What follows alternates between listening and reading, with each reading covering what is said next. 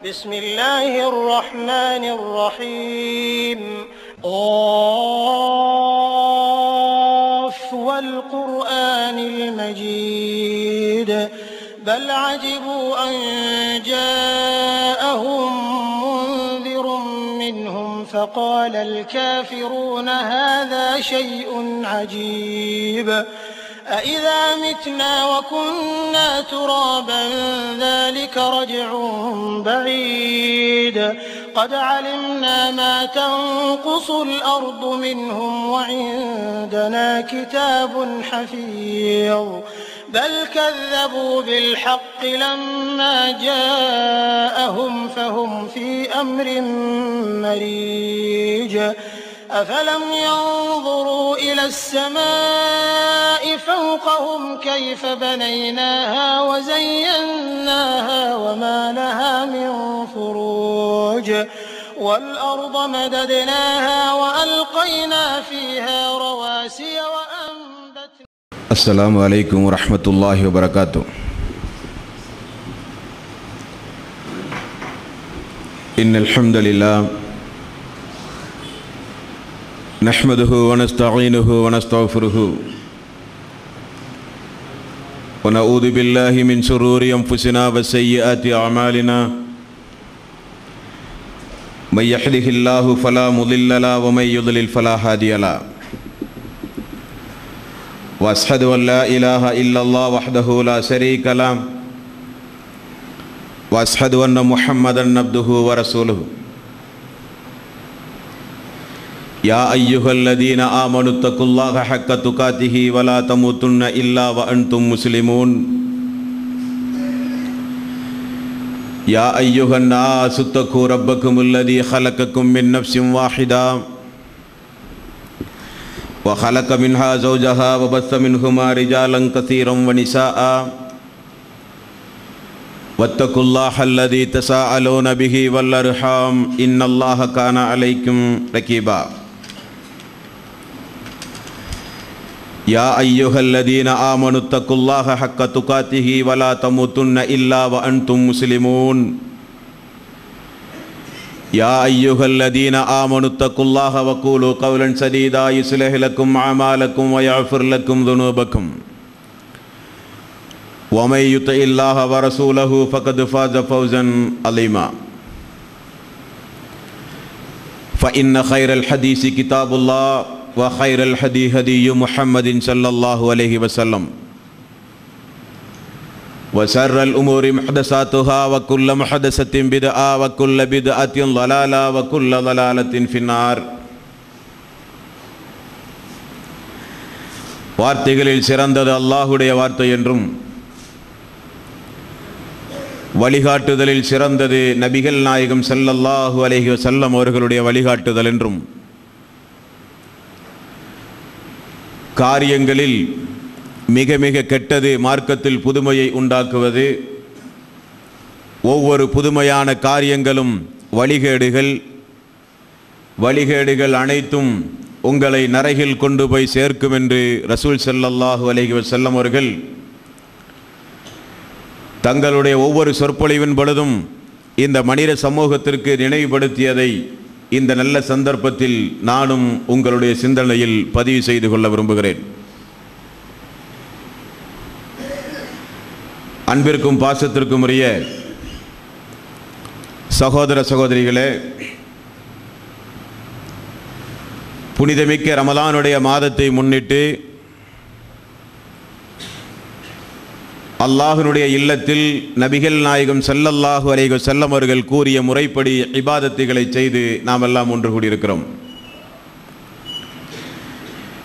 எல்லாம் வல்ல அல்லாஹ் ரப்பல் ஆலமீன் இந்த ரமலானுடைய மாதத்தில் நாம் செய்கின்ற இபாதத்துகளின் கூலியை மறுமை நாளில் நிறைவாக தந்தருள்வதோடு ஆற்றப்படுகின்ற உபதேசங்களை செவிதாழ்த்தி கேட்டு அதன் அடிப்படையில் நம்முடைய வாழ்வை அமைத்து மரணிக்கின்ற பொழுது முஸ்லீமாக மரணித்து மறுமையில் வெற்றி பெறுகின்ற ஒரு கூட்டத்தில் அல்லாஹ் நம் அனைவர்களையும் ஒன்று சேர்ப்பானாக. அன்பார்ந்த சகோதரர்களே, அல்லாஹ்வுடைய மாபெரும் கிருபையால் நோன்பினுடைய தொடக்கத்திலிருந்து இதுவரை மனிதகுலத்தின் வழிகாட்டி ரசூல் ஸல்லல்லாஹு அலைஹி வஸல்லம் அவர்கள் என்ற ஒரு தலைப்பின் கீழ் தொடர்ந்து அல்லாஹ்வினுடைய தூதருடைய வாழ்க்கை வரலாற்றை நாம் அறிந்து வருகிறோம். அதில் நேற்றைய தினமும் அதற்கு முந்தைய தினமும் ஜிஹாத் என்றால் என்ன என்பதையும், ஜிஹாத் யாரின் மீது எப்பொழுது கடமை என்பதனையும் தொடர்ந்து 2 தினங்களாக நாம் பார்த்து வருகிறோம். இன்றைய தினம் இஸ்லாமும் தீவிரவாதமும் என்ற ஒரு தலைப்பின் கீழ் ஒரு சில செய்திகளை நாம் அறிந்து கொள்ள கடமைப்பட்டிருக்கிறோம். இஸ்லாம் என்றால் சாந்தி சமாதானத்திற்குரிய மார்க்கம் என்று பொருள். அல்லாஹ் அவனுடைய அருள்மறையாம் திருமறை குர்ஆனில் அல்லாஹ் உங்களை சாந்தி சமாதானத்திற்குரிய மார்க்கத்தை நோக்கி அல்லாஹ் உங்களை அழைக்கிறான் என்றும் அல்லாஹ் திருக்குர்ஆனிலே குறிப்பிடுகிறான். இஸ்லாமிய மார்க்கத்தின் மகத்துவம் தெரியாத இஸ்லாம் அல்லாத சகோதரர்களும், இஸ்லாத்தை புரிந்து கொள்ளாத ஒரு சில இஸ்லாமிய மார்க்கத்தை பின்பற்றுகின்ற சகோதரர்களாலும் இஸ்லாம் ஒரு பயங்கரவாதமான மார்க்கம், இஸ்லாம் ஒரு தீவிரவாதத்தை போதிக்கின்ற மார்க்கம், இஸ்லாம் அதை பின்பற்றுகின்ற மக்களுக்கு உயிர் தியாகத்தை மட்டுமே போதிக்கின்ற மார்க்கம் என்றெல்லாம் அரசு அதிகாரிகளும் சக்தி வாய்ந்த ஊடகங்களின் வாயிலாகவும் இந்த உலகம் முழுக்க திட்டமிட்டு பரப்பப்பட்டு கொண்டிருக்கின்ற காரணத்தினால் இஸ்லாம் இன்றைக்கு மக்கள் மத்தியிலிருந்து அந்நிய மதம் போல இன்றைக்கு இஸ்லாம் தனிமைப்படுத்தப்பட்டிருக்கின்ற ஒரு சூழ்நிலையில் நாம் எல்லாம் வாழ்ந்து கொண்டிருக்கிறோம். அப்படியானால் இஸ்லாம் அல்லாத சகோதரர்கள் ஏன் இஸ்லாமிய மார்க்கத்தை தீவிரவாதம் போதிக்கின்ற மார்க்கம் என்று ஏன் சொல்கிறார்கள் என்றால், அவர்கள் 2 வகையான குற்றச்சாட்டை அழுத்தம் திருத்தமாக இந்த மனித சமூகத்திலே முன்வைக்கிறார்கள். ஒன்று, இஸ்லாம் கட்டாயமாக தன்னுடைய மதத்தை தன்னுடைய மார்க்கத்தை மக்களுக்கு போதிக்கின்றது, அதற்கு திருக்குர்ஆனிலே ஆதாரம் உண்டு. இரண்டாவது, இஸ்லாத்தை பின்பற்றாத மக்களை, இஸ்லாம் நம்பிக்கை அல்லாத மக்களை வெட்டுங்கள் என்றும், விரல் நுனிகளை பார்த்து வெட்டுங்கள் என்றும், சிறைபிடியுங்கள் என்றும், நாடு கடத்துங்கள் என்றும் திருக்குர்ஆனிலே நபிகள் நாயகம் ஸல்லல்லாஹு அலைஹி வஸல்லம் அவர்களுக்கு போதிக்கப்பட்டிருக்கின்றது. ஆகவே இஸ்லாம் மனித நேயத்திற்கு எதிரானது. இஸ்லாம் சாந்தி சமாதானம் என்ற போதனைக்கு எதிரானது. இஸ்லாம் இந்த உலகத்தில் தனிமைப்படுத்தப்பட வேண்டிய ஒரு மார்க்கம் என்றெல்லாம் இஸ்லாத்தை புரியாத மக்கள் இன்றைக்கு விமர்சனம் செய்து கொண்டிருக்கிறார்கள். அதன் வரிசையில் சுஹாஸ் மஜூமதார் என்பவர் ஒரு புத்தகத்தை வெளியிட்டிருக்கிறார். இந்த மஜூமதார் அந்த புத்தகத்தில் என்ன சொல்கிறார் என்றால், ஜிஹாத் நிரந்தரமான இஸ்லாமிய கோட்பாடு புத்தகத்துடைய பெயர். இந்த புத்தகத்தில் பெரும்பான்மையாக வாழ்ந்து கொண்டிருக்கின்ற இந்து சமுதாய மக்களுக்கு அவர் என்ன அறிவுரை கூறுகிறார் என்பதை நீங்கள் கேட்க வேண்டும். இஸ்லாம் கட்டாயமாக தன்னுடைய மதத்தை பின்பற்ற சொல்லுகின்ற மார்க்கம். இஸ்லாமிய நம்பிக்கைக்கு மாற்றமாக இருக்கிற மக்களை ஒழித்து கட்ட சொல்லுகின்ற மார்க்கம் இஸ்லாம்.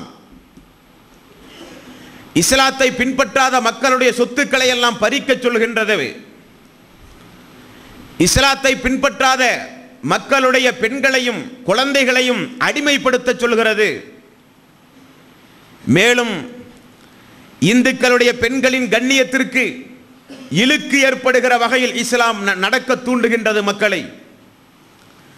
இந்துக்களின் உயிர்களுக்கும் உடைமைகளுக்கும் இஸ்லாம் வளர்ந்தால் மிகப்பெரிய பாதிப்புகள் உண்டாகும். ஆகவே வெகு விரைவில் இந்துக்களாகிய நீங்கள் ஒன்று திரண்டு இஸ்லாத்தின் அடிப்படை வேதமாகிய திருக்குரானையும் ஜிஹாத் என்ற சித்தாந்தமுடைய முஸ்லிம்களையும் நாம் எதிர்கொள்ள தயாராக வேண்டும் என்கிற ஒரு அறிவிப்பை சுஜாஸ் மஜூமதார் ஜிஹாத் ஒரு இறை கோட்பாடு என்கிற ஒரு புத்தகத்தின் மூலம் மக்களுக்கு அழைப்பு விடுகின்ற காலம் இந்த காலம். அன்பார்ந்த சகோதரர்களே, மாட்டுமத சகோதரர்களுடைய முதலாவது கேள்வி, இஸ்லாம் தன்னுடைய மதத்தை தன்னுடைய மார்க்கத்தை கட்டாயமாக இந்த உலகத்தில் பரப்புகின்றது. அதற்கு திருக்குரானிலே ஆதாரம் உண்டு. ஒன்று, 2வது அத்தியாயத்தின் 193வது வசனம். அவ்வசனத்தில் வகாத்திலூஹும் ஹத்தா லா தக்கூன ஃபித்னத்துன் வயக்கூன தீனு லில்லாஹ், நீங்கள் போரிடுங்கள். எதுவரை நீங்கள் போரிட வேண்டும் தெரியுமா? உங்களுடைய தீனை நிலைநாட்டும் வரை நீங்கள் போரிடுங்கள் என்று 2வது அத்தியாயத்தின் 193வது வசனம். 8வது அத்தியாயத்தின் 39வது வசனம், வகாத்திலூஹும் ஹத்தா லா தக்கூன ஃபித்னத்துன் வயக்கூன தீனு குல்லுஹு லில்லாஹ். அதே அர்த்தம். நீங்கள் இஸ்லாமிய மார்க்கம் நிலை பெறும் வரை நீங்கள் அந்த போரை கண்டிப்பாக தொடருங்கள் என்ற ஒரு ஆயத் 8வது அத்தியாயத்தின் 39வது வசனம்.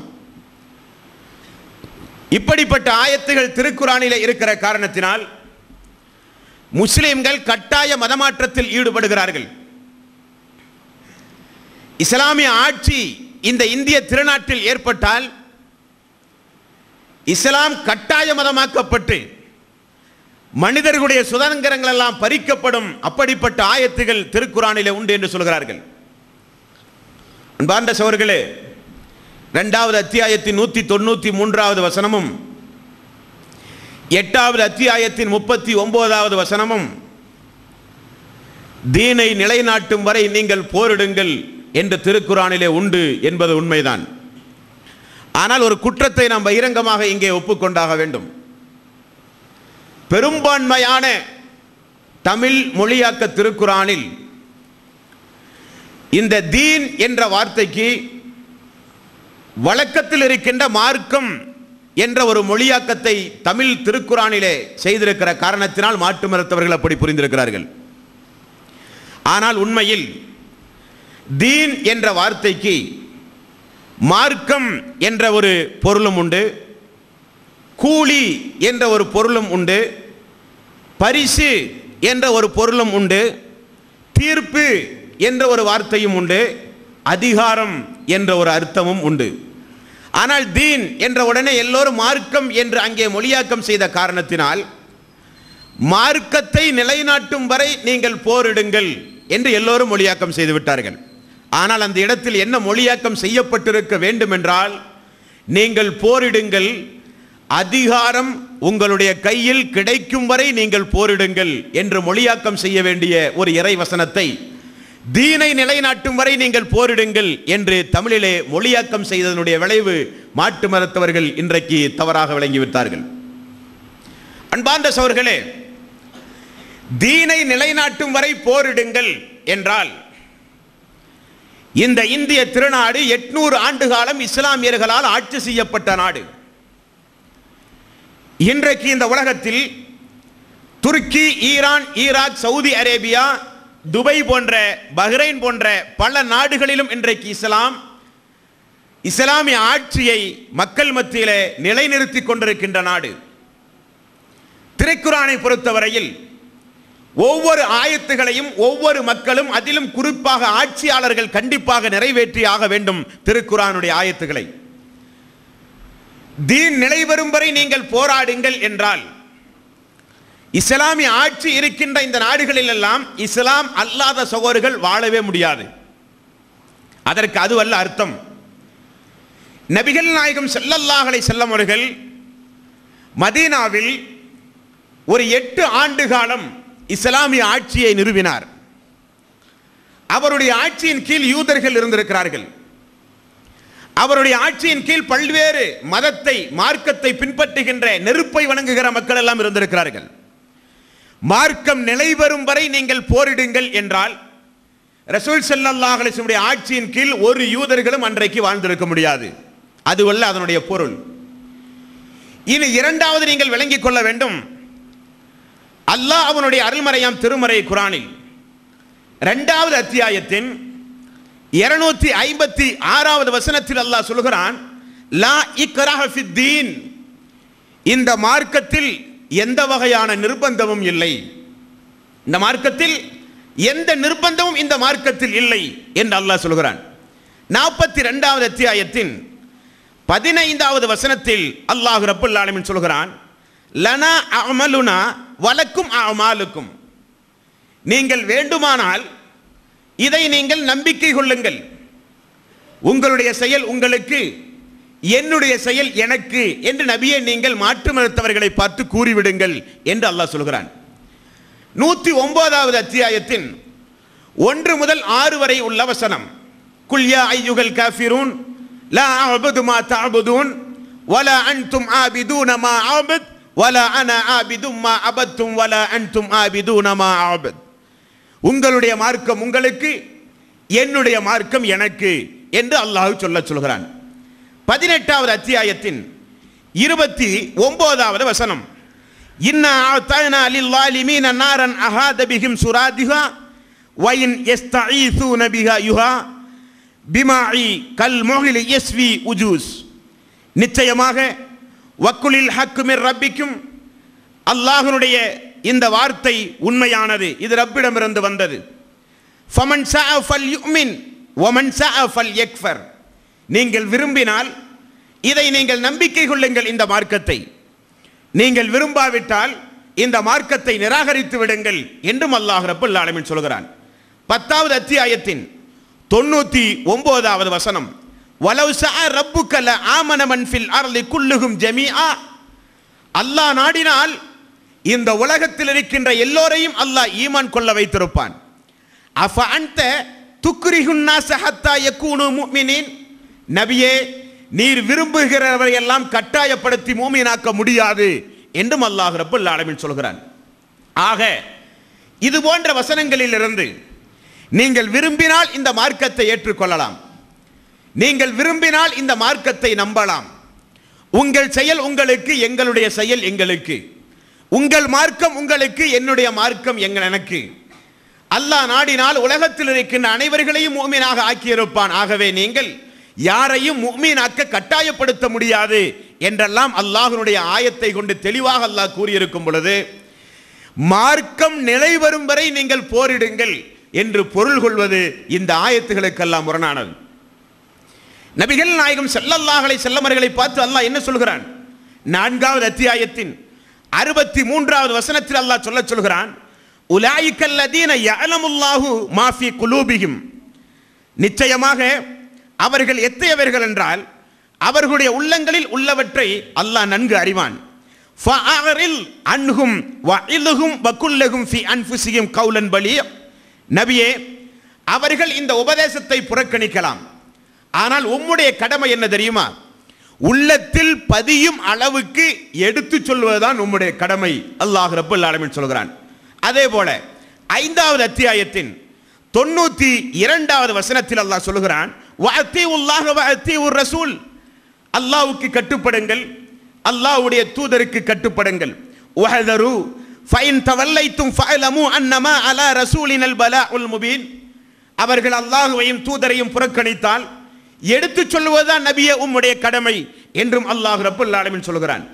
3வது அத்தியாயத்தின் 19வது வசனத்தில் அல்லாஹ் சொல்கிறான், இன்ன தீன இன்தல்லாஹில் இஸ்லாம், இந்த இஸ்லாம் அல்லாஹுவால் அங்கீகரிக்கப்பட்ட மார்க்கம் என்றும் சொல்கிறான்.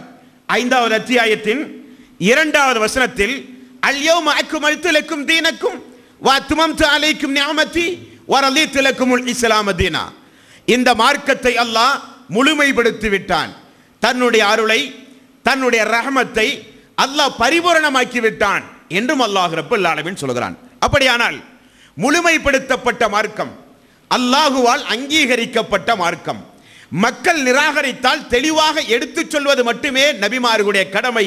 வமா அலைனா இல்லல் பலாஉல் முபீன். உபதேசம் தான் மூமின்களுக்கு நபிமார்களுக்கு கடமையே தவிர இந்த மார்க்கத்தை கட்டாயம் திணித்தே ஆக வேண்டும் என்று அல்லாஹ் எங்குமே இஸ்லாமிய மார்க்கத்தில் திருக்குரானில் அல்லாஹ் சொல்லப்படவே இல்லை. இப்படிப்பட்ட ஆயத்துகளுக்கும் எதிரானது நீங்கள் போர் செய்யுங்கள் தீனை நிலைநாட்டும் வரை என்று மொழியாக்கம் செய்வது இப்படிப்பட்ட ஆயத்துகளுக்கும் எதிரானது என்பதையும் நீங்கள் புரிந்து கொள்ள வேண்டும். மேலும் அல்லாஹ் 61வது அத்தியாயத்தின் 8-9 வசனங்களில் அல்லாஹ் ரப்பல் ஆலமீன் இந்த மார்க்கத்தின் ஸ்திரத்தன்மையை அல்லாஹ் கூறுகிறான். பாருங்கள். யுரீதூன லியுத்ஃபிஉ நூரல்லாஹி பிஅஃப்வாஹிஹிம் வல்லாஹு முத்திம்மு நூரிஹி வலவ் கரிஹல் காஃபிரூன். நிச்சயமாக அல்லாஹ் தன்னுடைய பேர் ஒளியை நிராகரிப்பாளர்கள் வெறுத்த போதிலும் அல்லாஹ் இந்த உலகத்தில் அதை நிலைநாட்டியே தீருவான் என்று அல்லாஹ் ரப்பல் ஆலமீன் சொல்கிறான். அல்லாஹ்வுடைய மார்க்கத்தை பொறுத்தவரையில் விரும்புகிறவர்கள் விரும்பலாம், விரும்பாதவர்கள் அதை நிராகரிக்கலாம். நபிமார்களை பொறுத்தவரையில் அதை ஒமா அலைனா இல்லல் பலாஉல் முபீன் தெளிவாக எடுத்துச் சொல்வதுதான் நபிமார்களுடைய கடமை என்றும் அல்லாஹ் ரப்பல் ஆலமீன் திருக்குரானிலே பல இடங்களில் அல்லாஹ் குறிப்பிடுகிறான். ஆகவே இஸ்லாமிய மார்க்கத்தை பொறுத்தவரையில் நன்மையும் தீமையும் தெளிவாக அறிவிக்கக்கூடிய திருக்குரான் இறக்கி அருளப்பட்ட மார்க்கம் இஸ்லாம். ஷஹ்ரு ரமதான் அல்லதி உன்சில ஃபீஹில் குர்ஆன் ஹுதல் லின்னாஸ் வ பையினாத்தின் மினல் ஹுதா வல் ஃபுர்கான். ரமலானுடைய மாதம் எத்தகைய மாதம் என்றால் நன்மையும் தீமையும் பிரித்தறிந்து மக்கள் உணர்ந்து நடக்கக்கூடிய திருக்குரான் இறக்கி அருளப்பட்ட மார்க்கம் இந்த மார்க்கம் என்று அல்லாஹ் சொல்கிறான். அப்படியானால் இந்த உலகத்தில் ஒரு மனிதன் எப்படி நடக்க வேண்டும், எப்படி நடந்தால் அவன் நரகத்திற்கு செல்வான், எப்படி நடந்தால் அவன் சொர்க்கத்திற்கு செல்வான் என்ற வழிகாட்டி வேதத்தையும் அதை போதிக்கின்ற தூதர்களையும் அல்லாஹ் அனுப்பி விரும்பினால் இந்த மார்க்கத்தை நீங்கள் ஏற்றுக்கொள்ளுங்கள் என்று உபதேசம் செய்கிற மார்க்கம்தான் இந்த மார்க்கமே தவிர கட்டாயமாக ஒவ்வொரு மனிதர்களும் இந்த மார்க்கத்தை ஏற்றுத்தான் ஆக வேண்டும் என்று இஸ்லாம் எங்குமே கூறவில்லை. அப்படியானால் நீங்கள் போர் செய்யுங்கள், அதிகாரம் உங்களுடைய கையில் கிடைக்கும் வரை என்றுதான் அந்த ஆயத்தின் யதார்த்த பொருள் என்பதை சத்தியத்தோடு நீங்கள் புரிந்து கொள்ள வேண்டும். அன்பிற்குரிய சகோதரர்களே, ஏன் அதிகாரம் கிடைக்கும் வரை என்று அந்த இடத்திலே பொருள் கொள்ள வேண்டுமானால், ஒரு மனிதன் போர் தொடுக்கிறான் என்று வையுங்கள். போர் தொடுத்தால் எதுவரை போரிட வேண்டும்? தாக்கிவிட்டு திரும்ப ஓடி வந்து விடக்கூடாது, தாக்க வேண்டும். ஜிஸ்யா வரி வசூலிக்கின்ற வரை, அந்த நாட்டின் ஒட்டுமொத்த அதிகாரம் உங்களுடைய கையில் கிடைக்கும் வரை நீங்கள் போரிடுங்கள் என்பதுதான் அந்த ஆயத்தின் யதார்த்த அர்த்தம் என்பதை நீங்கள் ஒவ்வொருவரும் ஆழமாக உங்களுடைய உள்ளத்திலே பதிவு செய்து, இஸ்லாம் அல்லாத சகோதரர்களுக்கு, இன்னும் இஸ்லாமிய சகோதரர்களுக்கு அவர்கள் தவறாக விளங்கி இருந்தால் அதை எடுத்துச் சொல்வது இதை கேட்டுக்கொண்டிருக்கின்ற உங்கள் அனைவர்களின் மீதும் கட்டாய கடமை என்பதை நீங்கள் மறந்துவிடக்கூடாது. அடுத்ததாக, அந்த சகோதரர்கள் இந்த இஸ்லாமிய மார்க்கத்தை பின்பற்றுகின்ற அல்லது பின்பற்றாத ஏனைய மக்களிடத்தில் அவர்கள் சொல்லுகிற இரண்டாவது குற்றச்சாட்டு, இஸ்லாம் அல்லாத சகோதரர்களை இஸ்லாம் வெட்டச் சொல்கிறது, அவர்களை கொலை செய்ய சொல்கிறது, அவர்களை கண்ட இடங்களில் சிறைபிடியுங்கள் என்று அவர்களுக்கு கட்டளையிடுகிறது என்று சொல்கிறார்கள். 2வது அத்தியாயத்தின் 191வது வசனத்தை நீங்கள் பாருங்கள் என்று மாற்று மதத்தவர்கள் சொல்கிறார்கள். 2வது அத்தியாயத்தின் 191வது வசனமும் 8வது அத்தியாயத்தின் 12வது வசனமும் 47வது அத்தியாயத்தின் 4வது வசனமும் 4வது அத்தியாயத்தின் 89வது வசனமும், இது போன்ற வசனங்களை முஸ்லிம்கள் ஒன்று கூடி திருக்குரானிலிருந்து எடுத்துவிட்டால் அவர்களுக்கும் நமக்கும் எந்த பிரச்சனையும் இல்லை. மனித நேயத்தோடு சந்தோஷமாக இந்த இந்தியாவில் அவர்கள் எல்லா உரிமையோடும் அவர்கள் வாழலாம்.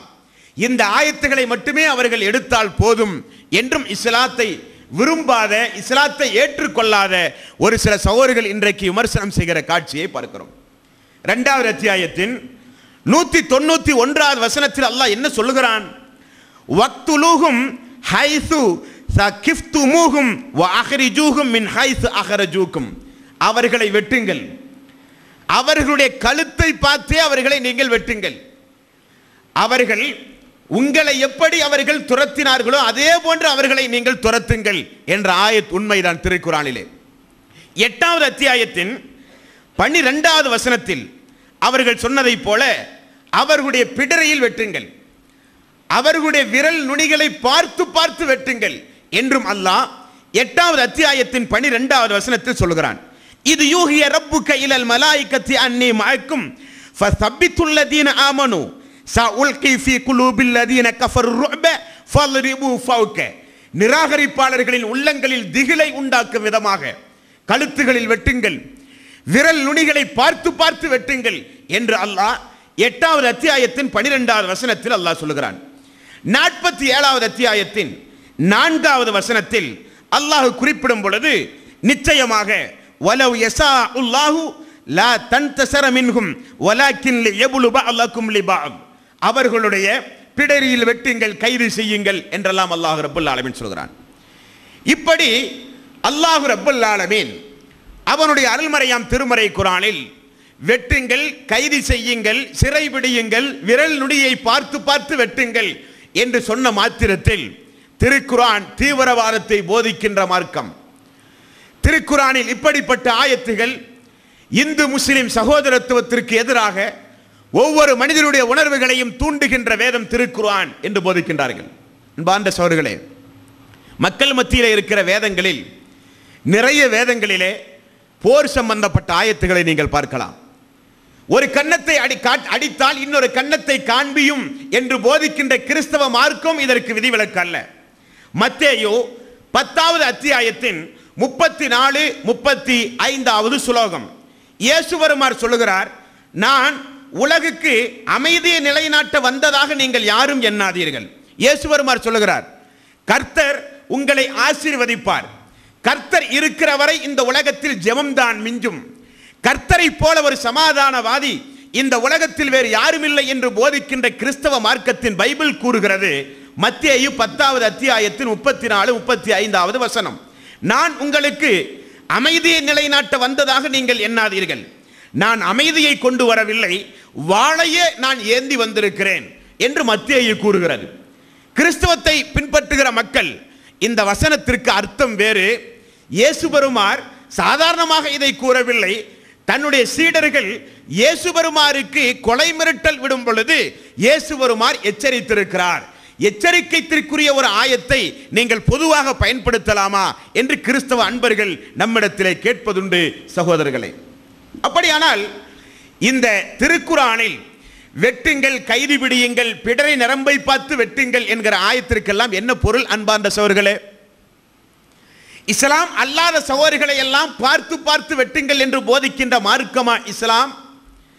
இந்த மார்க்கம் அல்லாஹ்வுடைய மார்க்கம் அல்லவா? இந்த உலகத்தில் எத்தனையோ மதங்கள் உண்டு, மார்க்கங்கள் உண்டு, அதையெல்லாம் தோற்றுவித்த மனிதர்களும் உலகத்திலே உண்டு. ஆனால் இஸ்லாம் யாருடைய மார்க்கம்? நம்மையெல்லாம் படைத்து நாமெல்லாம் நிம்மதியோடு இந்த உலகத்தில் சாந்தி சமாதானத்தோடு வாழ வேண்டும் என்று நம்மை படைத்து பரிபக்குவப்படுத்தி நம் மீது அன்பு பாராட்டி நம் மீது இரக்கம் காண்பித்து நம்மை இதுவரை பாதுகாத்து கொண்டிருக்கின்ற அந்த அகிலத்தின் அதிபதியாகிய அல்லாஹ்வுடைய மார்க்கம் இஸ்லாம். அவன் எங்காவது தன்னுடைய தூதருக்கு தன்னை பின்பற்றாத மக்களை கொன்று குவியுங்கள் என்று அல்லாஹ் கட்டளையிட்டிருப்பானா? இப்படிப்பட்ட ஆயத்துகள் திருக்குர்ஆனிலே இருப்பது உண்மை என்பதை யாரும் மறுக்க முடியாது. ஆனால் யதார்த்த பொருள் என்ன அன்பார்ந்த சகோதரர்களே? அன்பிற்குரிய சகோதரர்களே, நபிகள் நாயகம் ஸல்லல்லாஹு அலைஹி வஸல்லம் வாழ்வை பாருங்கள். 2 அடிப்படை அம்சங்களை கொண்டதாக இருக்கும். ஒன்று அவருடைய மக்காவிலே இருந்த அவருடைய வாழ்வு, 2 மதீனாவிலே இருந்த அவருடைய வாழ்க்கை. மக்காவிலே ரசூல் ஸல்லல்லாஹு அலைஹி வஸல்லம் அவர்கள் 13 ஆண்டு காலம் மக்காவிலே வாழ்ந்திருக்கிறார். மதீனாவிலே 10 ஆண்டு காலம் ரசூல் ஸல்லல்லாஹு அலைஹி வஸல்லம் அவர்கள் வாழ்ந்திருக்கிறார். அல்லாஹ்வுடைய தூதர் மக்காவில் 13 ஆண்டு காலம் வாழும் பொழுது இறை தூதை மக்கள் மத்தியிலே எடுத்து சொல்லும் பொழுது எப்படிப்பட்ட துன்பங்களுக்கும் சோதனைகளுக்கும் அவர் ஆளானார் என்பதை இஸ்லாமிய வரலாற்றை திறந்த மனதோடு படிக்கின்ற ஒவ்வொரு சகோதர சகோதரிகளும் புரிந்து கொள்ள முடியும். நபிகள் நாயகம் ஸல்லல்லாஹு அலைஹி வஸல்லம் அவர்கள் கேவலப்படுத்தப்பட்டார். அப்பொழுது கூட அல்லாஹ் பிடரையை பார்த்து வெட்டுங்கள் என்ற ஆயத்தை இறக்கவில்லை. நபிகள் நாயகம் ஸல்லல்லாஹு அலைஹி வஸல்லம் அவர்கள் 3 ஆண்டு காலம் பசியும் பட்டினியுமாக சமூக பைஸ்காரம் ஆளாக்கப்பட்டார். அப்பொழுதெல்லாம் அல்லாஹ் விரல் நுனியை பார்த்து வெட்டுங்கள் என்ற ஆயத்தை இறக்கவில்லை. நபிகள் நாயகம் ஸல்லல்லாஹு அலைஹி வஸல்லம் அவர்கள் அந்த மக்காவை வலம் வரும் பொழுது மக்கள் எல்லாம் கொலைவெறி தாக்குதல் நடத்தினார்கள். அப்பொழுதெல்லாம் அல்லாஹ் எதிரிகளை சிறைபிடியுங்கள், நாடு கடத்துங்கள் என்று அல்லாஹ் ஆயத்தை இறக்கவில்லை. சஹாபாக்கள் எந்த அளவுக்கு துன்பப்பட்டார்கள் ஒரு கொள்கையை ஏற்ற ஒரே காரணத்திற்காக வேண்டி என்றால் உங்களுக்கு கடந்த கால உரைகளிலே சொல்லப்பட்டிருக்கின்றது. மூச்சு திணறுகிற அளவுக்கு, மயக்கமுற்று தினந்தோறும் கீழே விழுகிற அளவுக்கு குத்துயிரும் கொலை உயிருமாக எத்தனையோ சஹாபாக்கள் மக்காவினுடைய 13 ஆண்டு கால வாழ்வில் இந்த மார்க்கத்திற்காக வேண்டி உயிரை துறந்தார்கள். எங்காவது இறைவன் அவர்களை வெட்டுங்கள், அவர்களை நாடு கடத்துங்கள், அவர்களை சிறைபிடியுங்கள் என்று அல்லாஹ் எங்காவது ஆயத்தை இறக்கி இருப்பான சகோதரர்களே? அப்பொழுதெல்லாம் இறைவன் இறக்கவில்லை இந்த ஆயத்தை. அப்பொழுதெல்லாம் அல்லாஹ் இந்த திருக்குரானில் இந்த ஆயத்தை இறக்கவில்லை.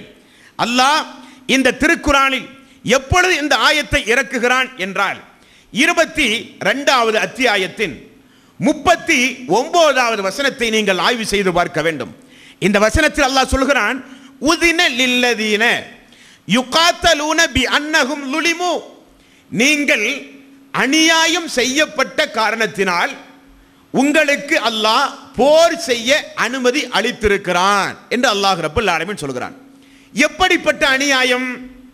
தொடர்ந்து அல்லாஹ் சொல்கிறான் 40வது வசனத்தில், இன்னல்லதீன உஹரிஜூ மின் தியாரிஹிம் பிகைரி ஹக்கின் இல்லா அன் யகூலு ரப்புனல்லாஹ், அல்லாஹ் ஒருவன் தான் என்று சொன்னதற்காக வேண்டி அந்த மக்கள் நாடு கடத்தப்பட்டிருக்கின்றார்கள், அந்த மக்கள் துரத்தி அடிக்கப்பட்டிருக்கின்றார்கள், அந்த மக்களுடைய உடைமைகள் பறிக்கப்பட்டிருக்கின்றது, அந்த மக்கள் இந்த கொள்கை ஏற்றுக்கொள்ளப்பட்ட மக்கள் கொலை செய்யப்பட்டிருக்கிறார்கள், அந்த மக்களுடைய பொருளாதாரம், அந்த மக்களுடைய உடைமை, அந்த மக்களுடைய சொத்து வீடு அனைத்தையும் அந்த மக்களை இழக்க செய்து துரத்தி அடிக்கப்பட்டிருக்கிறார்கள் அந்த மக்கள். ஆகவே அவர்களுக்கு இனி போர் செய்ய இறைவன் அனுமதி அளித்திருக்கிறான் என்று அல்லாஹ் ரப்பல் ஆலமீன் சொல்கிறான். சரி, இப்படி அல்லாஹ் போர் செய்ய அனுமதி கொடுத்தானே, இந்த அனுமதியை பெற்ற ரசூல் ஸல்லல்லாஹு அலைஹி வஸல்லம் அவர்கள் உடனே பழி தீர்க்கும் முகமாக மக்காவிலே இருக்கிற மக்களை எதிர்த்து போர் பிரகடனம் செய்தாரா? அல்லாஹ்வுடைய ஆயத்திலிருந்து உங்களால் ஆதாரம் காட்ட முடியுமா? நபிகள் நாயகம் ஸல்லல்லாஹு அலைஹி வஸல்லம் வாழ்க்கை வரலாற்றிலிருந்து உங்களால் ஆதாரம் காட்ட முடியுமா? தனக்கு ஒரு அனுமதி கிடைத்திருக்கிறது. இனி தாக்குதல் நடத்தப்படும் பொழுது நாம் பொறுமையாக இருக்கக்கூடாது. இனி தாக்குதல் நம் மீது தொடுக்கப்படும் பொழுது நம்மையும் இந்த மார்க்கத்தை பின்பற்றுகின்ற மக்களையும் ஒரு இராணுவ நடவடிக்கை எடுத்து நாம் பாதுகாக்க வேண்டும் என்கிற ஒரு அனுமதியை பெற்ற ரசூல் ஸல்லல்லாஹு அலைஹி வஸல்லம் அவர்கள் உடனடியாக மதீனாவிலே வாழ்ந்து கொண்டிருந்த யூதர்களை எல்லாம் பிடரையை பார்த்து வெட்டி வெட்டி எல்லா யூதர்களையும் வெட்டி சாய்த்தாரா ரசூல் ஸல்லல்லாஹு அலைஹி வஸல்லம் அவர்கள்? இல்லை. அன்பார்ந்த சகோதரர்களே, எப்பொழுது ரசூல் ஸல்லல்லாஹு அலைஹி வஸல்லம் அவர்கள் இந்த வசனத்தை பயன்படுத்தினார் என்றால் அதே 2வது அத்தியாயத்தின் 190வது வசனத்தில் உங்களுக்கு போர் செய்ய அனுமதி நான் வழங்கியிருக்கிறேன். அல்லாஹ்வுடைய ஆயத்தை பாருங்கள், எவ்வளவு தெளிவாக எந்த 2வது அத்தியாயத்தின் 191வது வசனத்தை எடுத்துக்கொண்டு வெட்டுங்கள், பிடரையை பார்த்து வெட்டுங்கள் என்று எந்த மக்கள் தவறாக வியாக்கியானங்களை கொடுக்கின்றார்களோ அதே அத்தியாயத்தில் அதே நம்பரில் 2வது அத்தியாயத்தில் 190வது வசனம், போர் செய்ய உங்களுக்கு அனுமதி உண்டு, யாரின் மீது நீங்கள் போர் தொடுக்க வேண்டும் அல்லாஹ் வரையறையை வகுத்து கொடுக்கிறான். பாருங்கள், சுபஹான் அல்லாஹ். உலகத்தில் நீங்கள் எங்குமே பார்க்க முடியாது. 13 ஆண்டு காலம் வரலாற்றில் வார்த்தையால் எழுத முடியாத அளவுக்கு ஒரு சமூகம் ஒரு கொள்கையை ஏற்றுக்கொண்ட ஒரே காரணத்திற்காக வேண்டி நாடு கடத்தப்பட்டு மதீனாவிலே வாழ்ந்து கொண்டிருக்கிறார்கள். அந்த மக்களுக்கு அல்லாஹ் இன்றிலிருந்து உங்களுக்கு போர் செய்ய அனுமதி அளிக்கப்பட்டிருக்கின்றது என்ற ஆயத்தை இறக்கி உடனே போர் செய்ய நீங்கள் புறப்படக்கூடாது. எப்பொழுது போர் செய்ய வேண்டும் என்று தெரியுமா? 2வது அத்தியாயத்தின் 190வது வசனத்தில் அல்லாஹ் சொல்கிறான், வகாத்திலு ஃபீ சபீலில்லாஹி அல்லதீன யுகாத்திலூனக்கும் வலா தஅதது, உங்களை எதிர்த்து யாராவது போர் செய்ய வந்தால் அவர்களை எதிர்த்து நீங்கள் போர் செய்யுங்கள், நீங்கள் வரம்பு மீறி விடாதீர்கள். யாரை பார்த்து அல்லாஹ் சொல்கிறான்? அனுமதி கிடைத்தது என்பதற்காக வேண்டி உடனடியாக உங்களுக்கு கீழ் இருக்கின்ற பாமர மக்களையோ இஸ்லாத்தை ஏற்றுக்கொள்ளாத அப்பாவி மக்களையோ நீங்கள் போர் தொடுத்து கொன்று விடுவீர்களேயானால் அது இஸ்லாம் விரும்பாதது, இறைவன் விரும்பாதது, வரம்பு மீறிய காரியம். யாரிடத்தில் நீங்கள் போர் செய்ய வேண்டும் தெரியுமா? வகாத்திலு ஃபீ சபீலில்லாஹி அல்லதீன யுகாத்திலுனக்கும். உங்களை எதிர்த்து யாராவது போருக்கு வந்தால் இனி பொறுமையோடு இருக்காதீர்கள், நீங்கள் போர் செய்யுங்கள். வலா தஅதது, அந்த போரில் நீங்கள் வரம்பு மீறி விடாதீர்கள். இன்னல்லாஹ லா யுஹிப்புல் முஅத்ததீன், வரம்பு மீறுகிற மக்களை அல்லாஹ் 1% கூட நேசிக்கவே மாட்டான் என்று அல்லாஹ் ரப்பல் ஆலமீன் சொல்கிறான். 2வது அத்தியாயத்தின் 192வது வசனத்தில் அல்லாஹ் எவ்வளவு அழகான ஒரு திட்டத்தை அல்லாஹ்வுடைய தூதருக்கு அல்லாஹ் சொல்லிக் கொடுக்கிறான் பாருங்கள். ஃபைனின் தகவ் ஃபைன்னல்லாஹ கஃபூருர் ரஹீம். அந்த மக்கள் போர் செய்ய புறப்பட்டு வந்த அந்த மக்கள் திடீரென போரிலிருந்து விலகிவிட்டால் அவர்களை துரத்தி அடிக்க உங்களுக்கு அனுமதி இல்லை. ஏனென்றால் இது சாந்தியான மார்க்கம், இது சமாதானமான மார்க்கம். போருக்கு நீங்கள் புறப்பட்டு எதிரிகள் வந்தாலும் அவர்கள் போர் வேண்டாம், சமாதானத்தோடு செல்வோம் என்று அவர்கள் போரிலிருந்து விலகினால் விலகிச் செல்கிற மக்களை கூட நீங்கள் துரத்தி அடிக்கவோ கைதிகளாக பிடிக்கவோ உங்களுக்கு எங்கும் அனுமதி இல்லை என்று சொன்ன மார்க்கம் இஸ்லாம். இப்படிப்பட்ட மார்க்கம் எப்படி இஸ்லாம் அல்லாத சகோதரர்களை வெட்டுங்கள் என்றும் விரல் நுனியை பார்த்து வெட்டுங்கள் என்றும் எப்படி இஸ்லாம் கூறியிருக்கும்? அன்பார்ந்த சகோதரர்களே, இந்த வசனங்கள் எல்லாம் எப்பொழுது இறக்கப்பட்டது? எதிரும் புதிருமாக ஒவ்வொரு அணியிலும் இஸ்லாம் அல்லாத சகோதரர்கள் ஓர் அணியிலும் இஸ்லாத்தை ஏற்றுக்கொண்ட மக்கள் ஓர் அணியிலும் நின்று கொண்டு போர் களத்தில் போர் நடைபெறும் பொழுது அல்லாஹ் சொல்கிறான், எதிரிகளை கண்டு நீங்கள் புறமுது காட்டி ஓடிவிடாதீர்கள். நீங்கள் எல்லாம் அல்லாஹ்வுடைய படை ஹிஸ்புல்லாஹ்.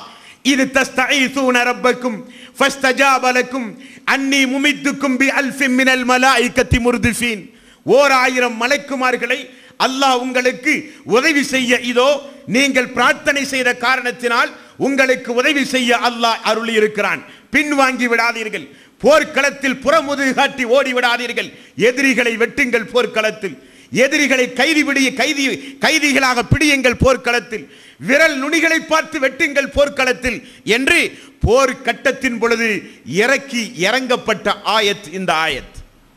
போர் அல்லாத காலங்களில் இஸ்லாமிய ஆட்சி தன் கைவசம் இருக்கிறது என்ற ஒரே காரணத்திற்காக வேண்டி நபிகள் நாயகம் ஸல்லல்லாஹு அலைஹி வஸல்லம் அவர்கள் ரத்தம் சிந்தினாலோ ஒரு உயிரை அநியாயமாக பறித்தாலோ அதற்கு அல்லாஹ்வுடைய தூதர் அல்லாஹ்விடத்திலே பதில் சொல்ல வேண்டும். இந்த மார்க்கம் எந்த அளவுக்கு மனித நேயத்தை போதிக்கின்ற மார்க்கம் என்பதை இஸ்லாம் அல்லாத சகோதரர்கள் புரிந்து கொள்ள வேண்டும், இஸ்லாமிய சகோதரர்களும் புரிந்து கொள்ள வேண்டும். அல்லாஹ் போர் செய்ய அனுமதி கொடுத்த கையோடு அல்லாஹ் ரப்பல் ஆலமீன் இந்த உலக மக்களுக்கெல்லாம் போரின் தர்மத்தை கற்றுக் கொடுத்த மார்க்கம் இஸ்லாம். அல்லாஹ் என்ன சொல்கிறான்? போருடைய காலங்களில் பெண்களை நீங்கள் கொல்லக்கூடாது, போருடைய காலங்களில் பலகீனமானவர்களை நீங்கள் கொல்லக்கூடாது, போருடைய காலங்களில் குழந்தைகளை நீங்கள் கொல்லக்கூடாது, போருடைய காலங்களில் வழிபாட்டு தலங்களிலே இருக்கின்ற மதகுருமார்களை நீங்கள் சிறைபிடிக்கவோ கொலை செய்யவோ உங்களுக்கு எங்கும் அனுமதி இல்லை என்று போரின் தர்மத்தை மக்களுக்கு போதித்த மார்க்கம் இஸ்லாம். தாயிஃப் நகரத்தில் ஒரு போர் நடந்தது. எதாச்சையாக இஸ்லாமிய மார்க்கத்தை பின்பற்றுகின்ற மக்களுக்கு எதிரணியில் ஒரு பெண் வாளை ஏந்தி வந்து சஹாபாக்களை தாக்க முற்பட்டதனுடைய விளைவு அந்த பெண் தற்செயலாக இறந்து போய் விடுகிறாள். அல்லாஹ்வுடைய தூதர் என்ன சொன்னார்கள் தெரியுமா? எல்லா சஹாபாக்களையும் கூட்டி வைத்து அந்த பெண்ணுக்கு அருகிலே போய் நின்று கொண்டு இது வேண்டாமல் இருந்திருக்க வேண்டுமே, இந்த காரியம் நிகழாமல் இருந்திருக்க வேண்டுமே, பெண்களை போரில் கொள்ளுவது அதர்மமாயிற்றே, தர்மம் அல்லவே, அது அநீதியாயிற்றே, நீதி அல்லவே என்று நபிகள் நாயகம் ஸல்லல்லாஹு அலைஹி வஸல்லம் அவர்கள் 4-5 முறை சொன்னதை பார்த்து சஹாபாக்கள் அல்லாஹ்வுடைய தூதர் வேற ஏதாவது சொல்ல மாட்டாரா, இந்த அளவுக்கு விரும்பத்தகாத ஒரு காரியம் நடந்து விட்டதே என்று சஹாபாக்கள் எல்லாம் கை சேதப்படுகிற அளவுக்கு போரின் தர்மத்தை கற்றுக் கொடுத்த மார்க்கம் இஸ்லாம். அன்பார்ந்த சகோதரர்களே, நபிகள் நாயகம் ஸல்லல்லாஹு அலைஹி வஸல்லம் உடைய கையில் இஸ்லாமிய ஆட்சி வந்திருந்தும் அல்லாஹ்வுடைய தூதர் கடைசி வரை போர் நிகழாமல் இருப்பதற்குண்டான நடவடிக்கைகளை தான் அல்லாஹ்வுடைய தூதர் எடுத்தார் என்பதை அவருடைய வாழ்க்கையிலிருந்து ஏராளமான சான்றுகளை என்னால் உங்களுக்கு சொல்லித்தர முடியும். உதாரணத்திற்கு பாருங்கள், அல்லாஹ்வுடைய தூதர் இஸ்லாமிய சாம்ராஜ்யம் தன்னுடைய கைக்கு வந்த பிறகு ஒரு ராணுவ படையோடு, உங்களுடைய பாஷையில் சொல்ல வேண்டுமானால் ஒரு ராணுவ படையோடு அல்லாஹ்வுடைய தூதர் எங்கு செல்கிறார்? மக்காவுக்கு உம்ராவுக்கு செல்கிறார். நபிகள் நாயகம் ஸல்லல்லாஹு அலைஹி வஸல்லம் அவர்கள் தன்னை துரத்தி அடித்த மக்களுக்கு எதிராக போர் பிரகடனம் செய்து அல்லாஹ்வுடைய தூதர் செல்லவில்லை. உம்ராவுக்கு செல்கிறார் இபாதத்து செய்வதற்காக வேண்டி. இடையிலே குறைஷிகள் மறித்து உங்களை நாங்கள் வழிபாடு செய்ய நடத்த விட மாட்டோம் என்று தடுக்கிறார்கள். நம்முடைய பார்வையில் அல்லது இஸ்லாம் அல்லாத சகோதரர்களுடைய பார்வையில் ஒரு இராணுவத்துடைய ஒரு தளபதி, அகிலத்தின் அதிபதியாகிய அல்லாஹ்வுடைய ஒரு தூதர் தன்னை பின்பற்றிய மக்களோடு, எப்படிப்பட்ட மக்கள்? ஈமானில் உறுதியான மக்கள், நெஞ்சுறுதி மிக்க மக்கள், 13 ஆண்டு காலம் புடம்போட்ட தங்கங்களாக மாற்றி அமைத்த மக்கள், எதற்கும் அஞ்சாத மக்கள், ஆணை கற்பித்தால் உயிரை கூட துச்சமென மதிக்கக்கூடிய தன்மை படைத்த அந்த மக்களுக்கு அல்லாஹ்வுடைய தூதர் நம்மை இபாதத்து செய்யாமல் தடுக்கிறார்கள். உடனே போர் அறிவித்தார்கள் ரசூல் ஸல்லல்லாஹு அலைஹி வஸல்லம் அவர்கள். தடுக்கிற மக்களை அமர வைத்து, ஏன் நீங்கள் தடுக்கிறீர்கள் என்று ஒரு ஒப்பந்தம் நடைபெறுகிறது, ஹுதைபியா ஒப்பந்தம். சுபஹானல்லாஹ். அந்த ஒப்பந்தத்தில் நபிகள் நாயகம் ஸல்லல்லாஹு அலைஹி வஸல்லம் அவர்கள் குறிப்பிட்ட ஆண்டு காலம் மக்காவில் ஹஜ் செய்யவோ உம்ரா செய்யவோ கூடாது என்று குறைஷிகள் தடை விதித்தார்கள். அல்லாஹ்வுடைய தூதர் மிகப்பெரிய ஒரு தொலைநோக்கு பார்வையோடு அந்த ஒப்பந்தத்தில் கையெழுத்திட்டு ரசூல் ஸல்லல்லாஹு அலைஹி வஸல்லம் அவர்கள் திரும்பி சென்றாரே. அல்லாஹ்வுடைய தூதர் வீரம் இல்லாதவரா? சஹாபாக்கள் வீரம் இல்லாதவர்களா? இஸ்லாம் ஆட்சி அதற்குரியதல்ல. இஸ்லாமிய ஆட்சி இஸ்லாம் அல்லாத சகோதரிகளை வம்பு கிழக்கவோ அடாவடித்தனங்களிலே புரியவோ இஸ்லாம் 1% கூட அனுமதி கொடுக்காது சகோதரர்களே. நபிகள் நாயகம் ஸல்லல்லாஹு அலைஹி வஸல்லம் அவர்கள் பத்ர் போருக்கு புறப்பட்டார் என்றுதான் உங்களுக்கெல்லாம் தெரியும். 8வது அத்தியாயத்தின் 10வது வசனத்தை பாருங்கள்.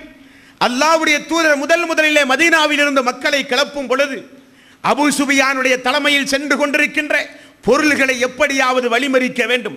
ஏனென்றால் மக்காவில் நாம் விட்டு வந்த சொத்து, மக்காவில் நம்முடைய வீடு, மக்காவில் நம்முடைய சொத்து, மக்காவில் நாம் உழைத்த அனைத்து சொத்துக்களையும் இந்த மக்காவில இருந்து கொண்டிருக்கின்ற மக்கள் தான் அதை சுய்த்துக் கொண்டிருக்கிறார்கள். ஆகவே நாமும் திரும்ப அவருடைய பொருளாதாரத்தை வழிமறிக்க வேண்டும் என்றுதான் ரசூல் ஸல்லல்லாஹு அலைஹி வஸல்லம் அவர்கள் சென்றார்கள். அல்லாஹ் ஆயத்தை இறக்கி அதை ஒரு போராக மாற்றினான். தொடர்ந்து பத்ர் போரிலே நாம் பார்க்கவிருக்கிறோம்.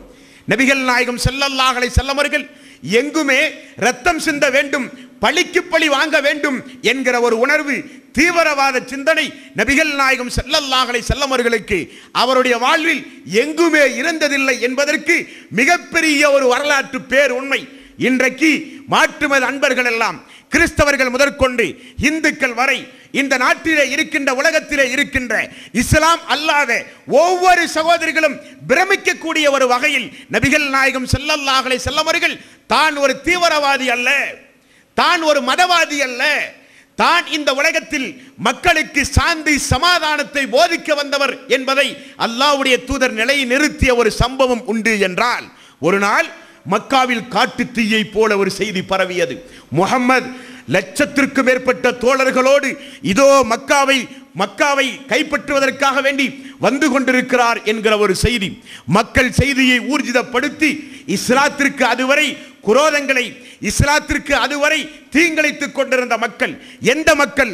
அபூபக்கரை, உமரை, உஸ்மான் ரலியல்லாஹு அன்ஹு அவர்களை, உமர் ரலியல்லாஹு அன்ஹு அவர்களை, இன்ன பிற சஹாபாக்களை கொடுமைப்படுத்திய மக்களை, கொடுமைப்படுத்திய மக்கள் வாழ்ந்து கொண்டிருக்கின்ற மக்காவை வெற்றி கொள்வதற்காக வேண்டி ரசூல் ஸல்லல்லாஹு அலைஹி வஸல்லம் அவர்கள் வருகிறார்.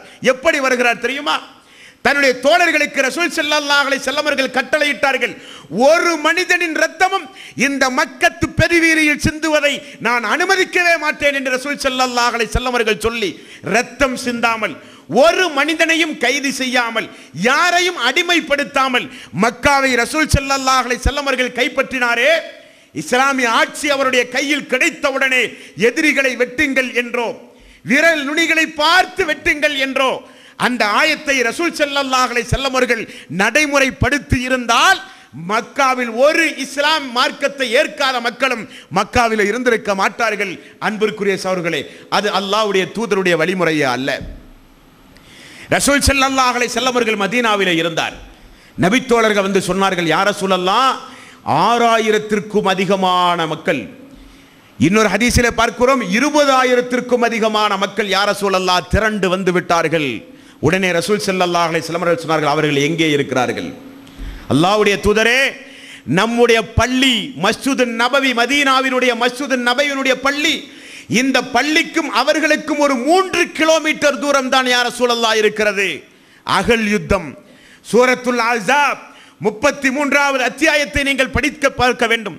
அந்த நேரத்திலும் தன்னுடைய ஊரை நோக்கி 3 கிலோமீட்டர் தொலைவில் 20,000 மக்கள் திரண்டெழுந்தும் நபிகள் நாயகம் ஸல்லல்லாஹு அலைஹி வஸல்லம் அவர்களும் சஹாபாக்களும் செய்த போர் தந்திரம் என்ன என்பதை நீங்கள் பார்க்க வேண்டும். இந்த பூமியில் யாரும் ரத்தம் சிந்தக்கூடாது, இந்த பூமியில் அநியாயமாக யாரும் கொலை செய்யப்படக்கூடாது என்பதற்காக வேண்டி அந்த மதீனாவை சுற்றி எதிரிகள் உள்ளே வராத அளவுக்கு அவசரமாக இரவு பகலாக அந்த உத்தம தோழர்கள் அகல் குழியை தோண்டி குழி தோண்டி எதிரிகள் உள்ளே வராத அளவுக்கு தன்னை விட்டும் எதிரிகளை விட்டும் தன்னை காப்பாற்றுகின்ற அளவுக்கு ஒரு யுக்தியை நபிகள் நாயகம் ஸல்லல்லாஹு அலைஹி வஸல்லம் அவர்கள் சல்மான் ஃபாரிஸ் அவருடைய தலைமையினுடைய ஆலோசனையின் பேரில் ரசூல் ஸல்லல்லாஹு அலைஹி வஸல்லம் அவர்கள் தன்னை சுற்றி குழி வெட்டி அந்த போர் நடக்காமல் அல்லாஹ்வுடைய உதவியை கொண்டு மட்டுமே தன்னையும் தன்னை பின்பற்றிய மக்களையும் ரசூல் ஸல்லல்லாஹு அலைஹி வஸல்லம் அவர்கள் காப்பாற்றினார்கள் என்றால் அல்லாஹ்வுடைய தூதருக்கு எங்குமே போர் செய்ய வேண்டும் என்றோ, ரத்தம் சிந்த வேண்டும் என்றோ, கைதிகளை கைதிகளாக பிடிக்க வேண்டும் என்றோ அல்லாஹ்வுடைய தூதருக்கு எங்குமே அந்த சிந்தனை இல்லை என்பதை நீங்கள் ஒவ்வொருவரும் உங்களுடைய உள்ளத்தில் ஆழமாக நீங்கள் பதிவு செய்து கொள்ள வேண்டும் சகோதரர்களே. இனி அல்லாஹ் அவனுடைய அருள்மறையாம் திருமறை குர்ஆனில் சாதாரணமாக இந்த உலகத்தில் அவனால் படைக்கப்பட்ட அடியார்களுடைய உடம்பில் தேவையில்லாமல் ஒரு ரத்தம் வழிவதையோ, அல்லாஹ்வால் படைக்கப்பட்ட ஒரு உயிர் ஜீவராசியை அது நம்முடைய பார்வையில் அற்பமானதாக தெரிந்தாலும் அந்த உயிரை அநியாயமாக யாராவது எடுத்து விட்டாலோ கொன்று விட்டாலோ இஸ்லாம் அவர்களுக்கு சொல்லுகிற சட்டம் என்ன, நீதி என்ன? ஏதாவது மதங்களில் நீங்கள் பார்க்க முடியுமா? அல்லாஹ் அவனுடைய தூதரின் மூலம் சொல்லிக் கொடுத்திருக்கிறான், நீங்கள் குறிபார்த்து வேட்டையாடுவதற்கு கூட உங்களுடைய பார்வையில் அற்பமாக தெரிகிற குருவியை நீங்கள் பயன்படுத்தக்கூடாது. யார் சொல்கிறார்? நபிகள் நாயகம் ஸல்லல்லாஹு அலைஹி வஸல்லம் அவர்கள் சொல்கிறார்.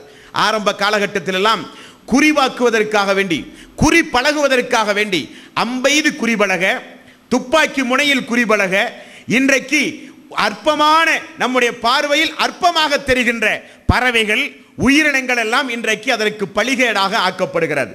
நபிகள் நாயகம் ஸல்லல்லாஹு அலைஹி வஸல்லம் அவர்கள் சொன்னார்கள், குறிபாக்க ஒருவன் பறந்து செல்கிற ஒரு பறவையை அவன் தாக்கினாலும் அந்த பறவை அல்லாஹ்வுடைய சன்னிதானத்தில், யா இறைவா, எந்த காரணம் இல்லாமல் இந்த உலகத்தில் என்னை கொன்றான் யா இறைவா என்று அந்த குருவியும் இறைவனுடைய சன்னிதானத்தில் உங்களுக்கு எதிராக சாட்சி சொல்லும் என்று சொன்ன ஒரு மார்க்கத்தை இந்த உலக வரலாற்றில் உங்களால் காண்பிக்க முடியுமா?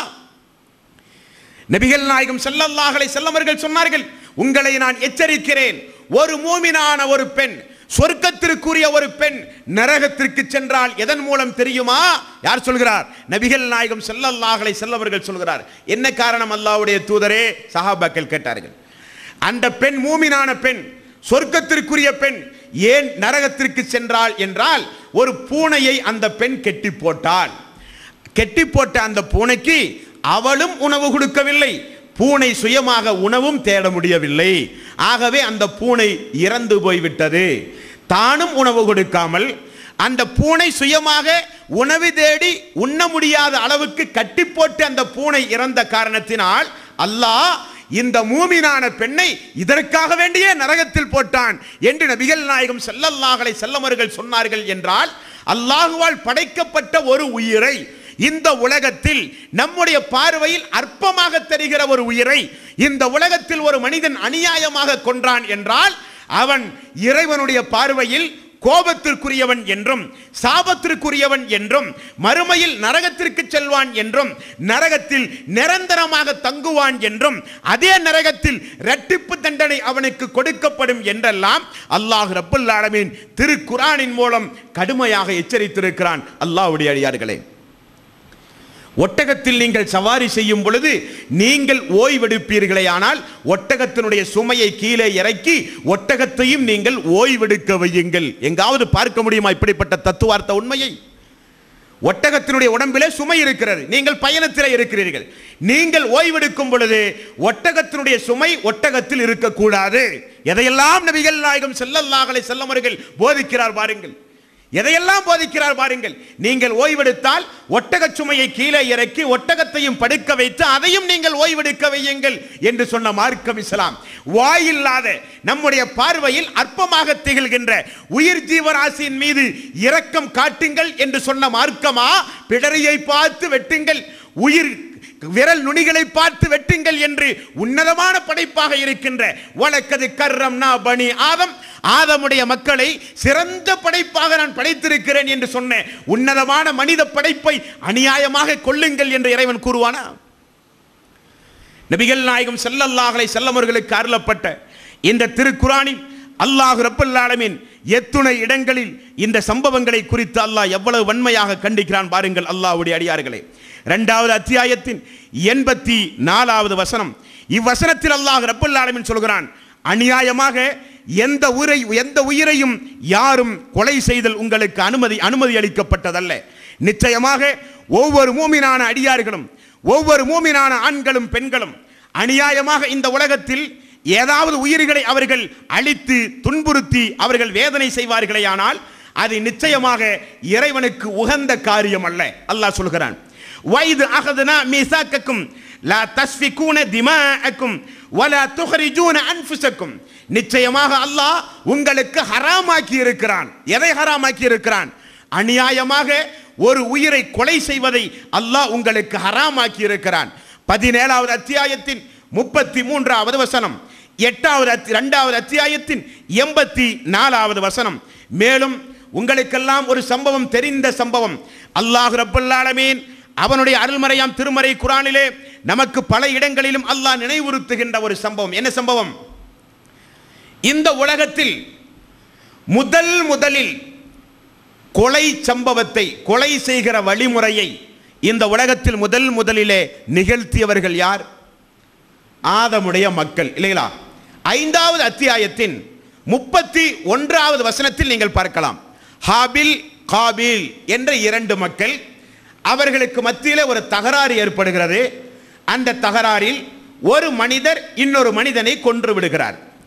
இப்படி இந்த உலகத்தில் முதலில் அல்லாஹ்வால் படைக்கப்பட்ட உன்னதமான படைப்பாக இருக்கின்ற ஒரு மனிதனை எந்த காரியமும் இல்லாமல் அந்த மனிதன் கொன்றான் என்பதற்காக வேண்டி அல்லாஹ் அவனுக்கு விதித்த சட்டம் என்ன தெரியுமா? அன்பார்ந்த சகோதரர்களே, இஸ்லாம் அல்லாஹ் சகோதரர்களும் தெரிந்து கொள்ள வேண்டும், இஸ்லாமிய சகோதரர்களும் தெரிந்து கொள்ள வேண்டும்.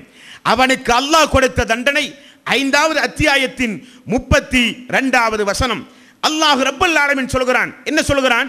வமன் அஹயாக ஃபகஅன்னமா அஹயன்னாஸ ஜமீஆ, வமன் அஹயாக ஃபகஅன்னமா அஹயன்னாஸ ஜமீஆ.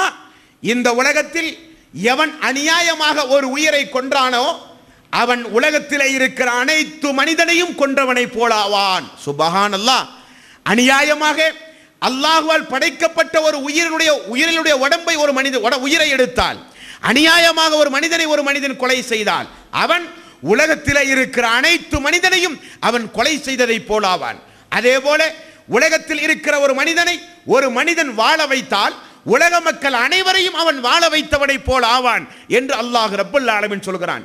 நபிகள் நாயகம் ஸல்லல்லாஹு அலைஹி வஸல்லம் அவர்கள் சொன்னார்கள், இந்த உலகத்தில் யாரெல்லாம் கொலை செய்கிறார்களோ அந்த கொலையின் விபரீத பங்கை அந்த ஹாபில் காபில் என்று சொல்லப்படுகின்ற அந்த மக்களுக்கும் அந்த கொலையில் பங்குண்டு என்று நபிகள் நாயகம் ஸல்லல்லாஹு அலைஹி வஸல்லம் அவர்கள் சொன்னார்கள். என்றால் இந்த மார்க்கத்தில் எந்த அளவுக்கு நீங்கள் ஜாக்கிரதையாக இருக்க வேண்டும்.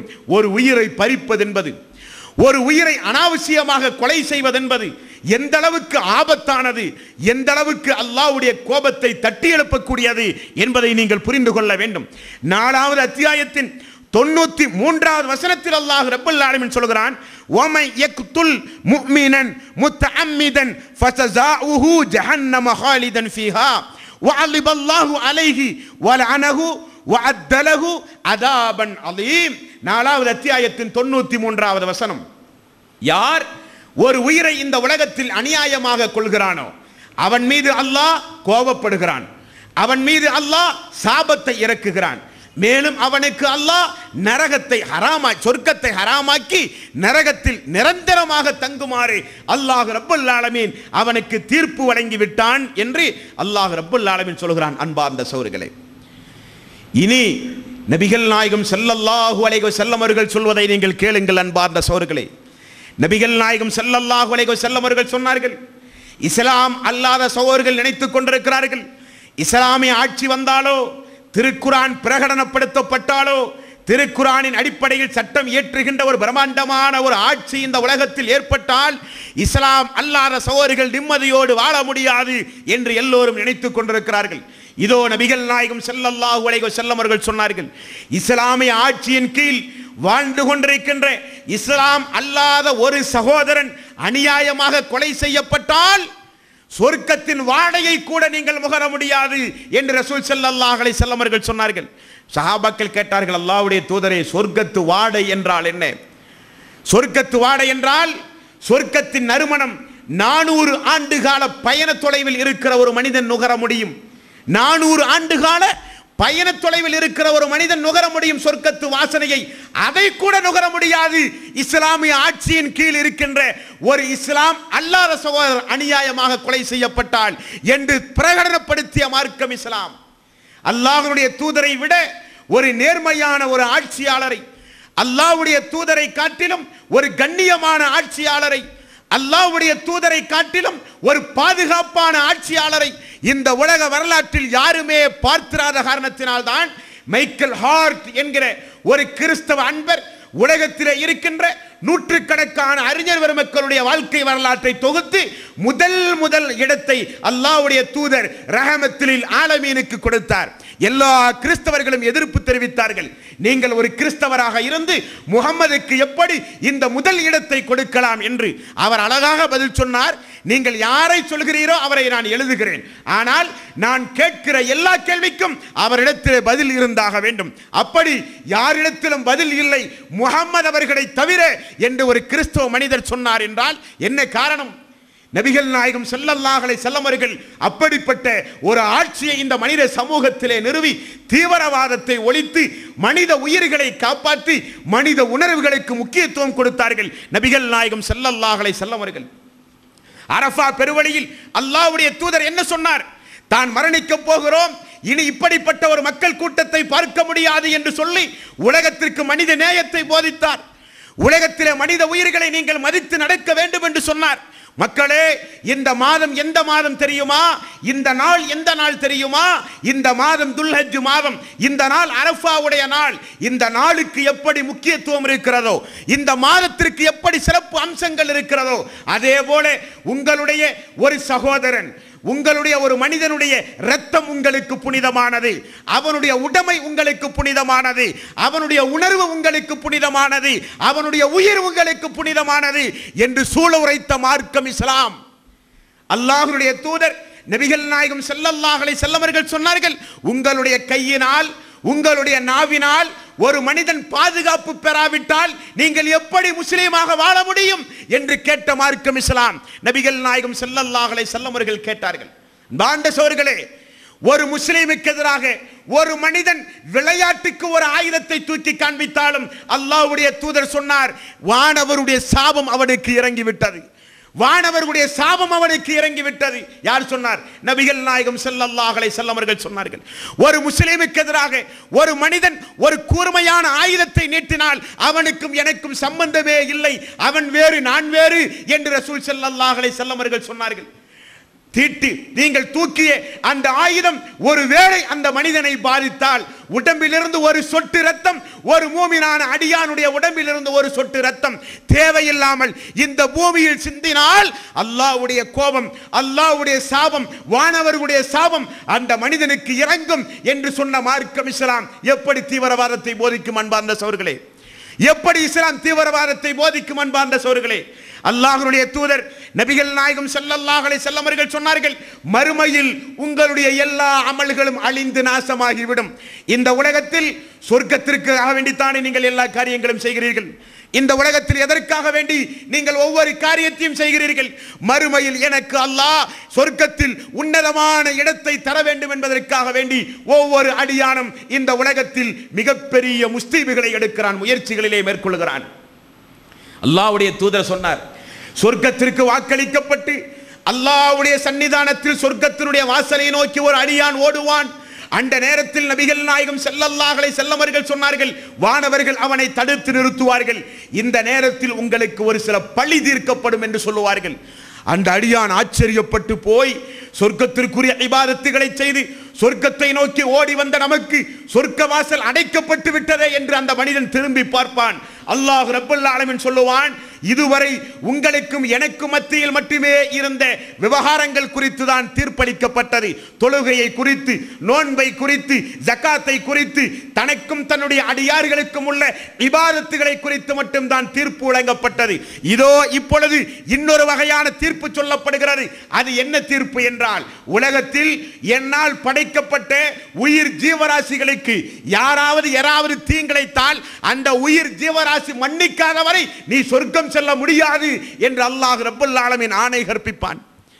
அந்த நேரத்தில் அடியான் ஓடி வருவான், யா அல்லாஹ், என்னை அடித்தான், என்னை அநியாயமாக கொன்றான், எனது கையை துண்டித்தான், கரத்தை துண்டித்தான், உடம்பிலே ரத்தம் சொட்ட சொட்ட என்னை அடித்து துன்புறுத்தினான்.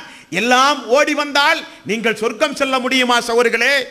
நீங்கள் சொர்க்கத்தை நினைத்து பார்க்க முடியுமா சகோதரர்களே?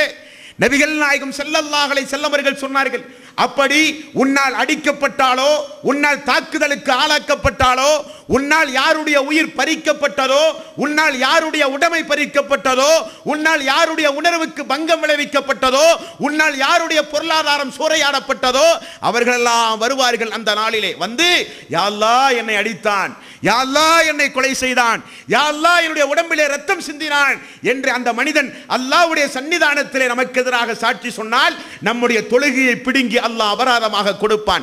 நாம் நோற்ற நோன்பை அல்லாஹ் அபராதமாக கொடுப்பான். நாம் செய்த ஹஜ்ஜை அல்லாஹ் அபராதமாக கொடுப்பான் என்று எச்சரித்த மார்க்கம் எப்படி தீவிரவாதத்தை போதிக்கும் அன்பார்ந்த சகோதரர்களே? எப்படி போதிக்கும் தீவிரவாதத்தை? இஸ்லாம் ஒரு பொழுதும் தீவிரவாதத்தை அனுமதிக்கவே செய்யாது. இஸ்லாம் 1% கூட பயங்கரவாதத்திற்கு அனுமதி அளிக்கவே கூடாது. இஸ்லாமிய மார்க்கத்தை பொறுத்தவரையில் அது ஆட்சி இருந்தாலும் ஆட்சி இல்லாவிட்டாலும் இந்த மார்க்கம் அல்லாஹ்வுடைய மார்க்கம். இந்த மார்க்கத்தை வளர்த்துவதற்காக வேண்டி யாரும் இஸ்லாத்தின் பெயரால் உணர்ச்சி வசப்பட்டு எப்படிப்பட்ட காரியத்தில் இறங்கினாலும் அது மார்க்கம் அல்ல. அது நிச்சயமாக அல்லாஹ்வுடைய பார்வையில் மார்க்கத்திற்கு அப்பால் ஆன காரியமாகத்தான் பாவிக்கப்படும்.